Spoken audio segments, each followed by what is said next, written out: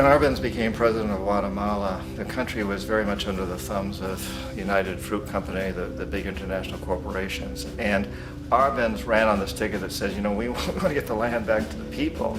And once he took power, he was implementing policies that would do exactly that, give land rights back to the people.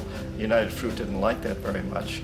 And so they hired a public relations firm, launched a huge campaign in the United States to convince the United States people, the citizens of the United States, and the press of the United States, and the Congress of the United States, that Arbenz was a Soviet puppet, and that if we allowed him to stay in power, the Soviets would have a foothold in this hemisphere. And that, at that point in time, was a huge fear on everybody's mind, the Red Terror, the Communist terror.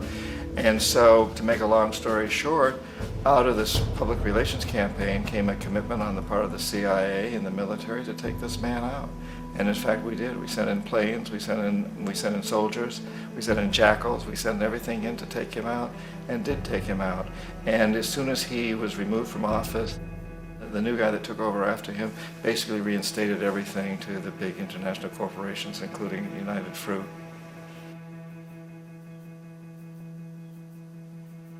Ecuador for many, many years had been ruled by pro-US dictators, often relatively brutal. Then it was decided that they were going to have a truly democratic election. Jaime Roldos ran for office. And his main goal, he said, as president would be to make sure that Ecuador's resources were used to help the people.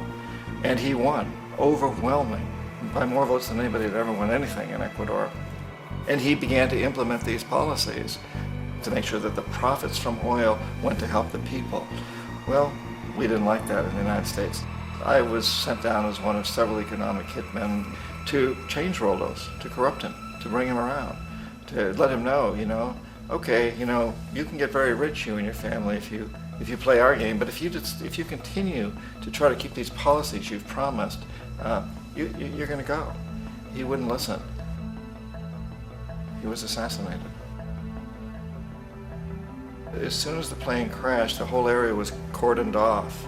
The only people allowed in were U.S. military from a nearby base and some of the Ecuadorian military. When an investigation was launched, two of the key witnesses died in car accidents before they had a chance to testify.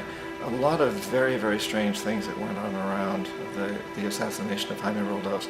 I, like most people who've really looked at this case, have absolutely no doubt that it was an assassination. And of course, in my position as an economic hitman, I was always expecting something to happen to Jaime, whether it be a coup or assassination, I wasn't sure, but that he would be taken down because he was not being corrupted. He would not allow himself to be corrupted the way we wanted to corrupt him.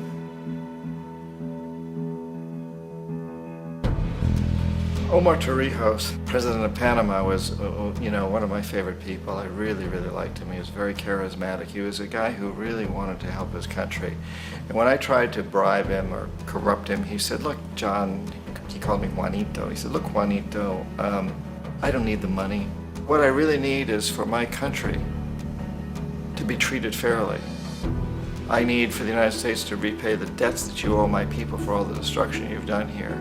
I need to be in a position where I can help other Latin American countries win their independence and be free of this terrible presence from the north that you people are exploiting us so badly.